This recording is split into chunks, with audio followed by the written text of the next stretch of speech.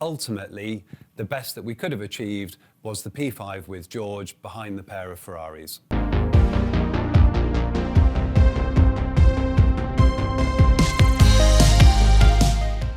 What did we hope to achieve with Lewis starting on the hard tyre?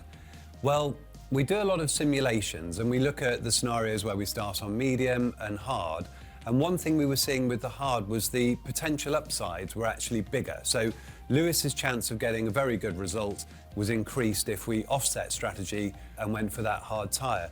The other consideration with Monza though is despite those really long straights, it's actually very hard to overtake. And the reason is when you're running a very small rear wing, you trigger the DRS, there isn't a lot of drag to lose because those small wings are very, very efficient. So the DRS effect at Monza is less than half of what it is at most other circuits. And that's the principal reason that overtaking is difficult if you don't have a difference in tyre age. So Lewis's entire strategy on the hard tyre was about generating that difference in tyre age to the other cars. We were able to run him longer. He was then on a fresh medium at the end of the race when all the other cars, the McLarens, the Williams, Alonso, were on their older hard tyres, and that was enough to generate the overtaking delta that he was able to get through. There were points in the race where a safety car would have been very beneficial to Lewis. If all the medium runners had already come in and he was still out on his hard tyre, not having stopped. But ultimately, that didn't happen, and at the end of the day, the 6th place that Lewis achieved was the best possible result. Can you change your tyres if the race start is aborted? And if we could, would we have considered changing to the medium? Well, the first part of the question is, no, you can't. If it's just an aborted start, you have to keep the tyres fitted to the car. Now, race control can decide if the weather has changed or if there's a longer delay that you are allowed to do that, and they would have delayed the start and messaged the teams to let them know that they were able to change tyres. The second bit of that question though is, would we have wanted to change? No, we wouldn't, because what we were actually trying to achieve was an offset to most of the field, to try and make sure Lewis was on a different strategy. So actually we were quite pleased to see that the vast majority of the cars were all starting on the medium, because that was the key ingredient for his race to work. Was there any damage to Lewis's car after the incident with Oscar? No, we were quite lucky because the contact was all on the wheel rim and the tyre, so there's a little bit of damage to the rim, there's a bit of damage to the wheel cover on it, but nothing that would have affected the performance of the car.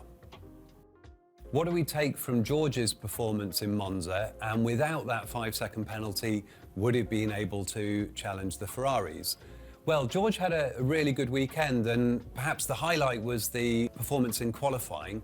We'd had a difficult Friday. We were struggling to get the grip out of the soft, the C5 tyre, but a really good turnaround by the team going into Saturday, and to qualify on the second row was a real achievement. Fundamentally in the race though, we didn't quite have the pace, and it seems that when we go to the low downforce settings, Ferrari get more competitive, and in Monza it looked like they had 1.5 to 2.5 tenths of performance on us. Now, when you've got that kind of advantage, it's very, very difficult to challenge anyone on strategy. So ultimately, the best that we could have achieved was the P5 with George behind the pair of Ferraris. Will the Singapore track suit the car more? Well, we're certainly hoping so, but there's reason to think that the car will work better because Singapore is a maximum downforce circuit, and our performance at the high downforce tracks, if you look at Barcelona, Budapest, even Zandvoort in the race, the car was working well. We've had pretty strong performance. So we're hoping to be able to be a bit quicker there and get back to a position where we can challenge for podiums. Now, the track though does throw up some pretty unique challenges, and we've also got some layout changes for this year. So there's a sequence of 4 corners near the end of the lap. They've been removed where the track used to go underneath a grandstand through a tunnel. That's now gone, so we've got a longer straight, which will change a little bit how the tyres are working. There's a bit less energy there, but it's also an abrasive tarmac. We've got the softest 3 compounds, so it's a pretty tough race on the tyres, and it's also a bumpy street circuit, and added to that, the race is run at night. So plenty of challenges for us to try and tackle to get our heads round, but as I said, we're going there optimistic for a strong performance. What kind of pizzas did we have this weekend?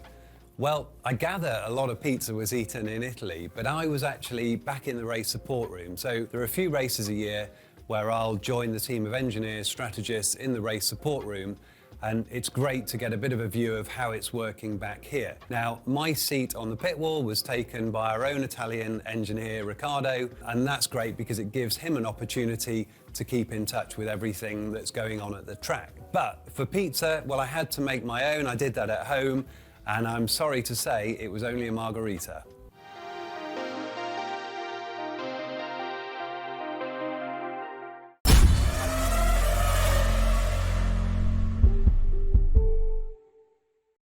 And the tyre that took the brunt of the impact. Don't lie to the fans. I can. No. Okay.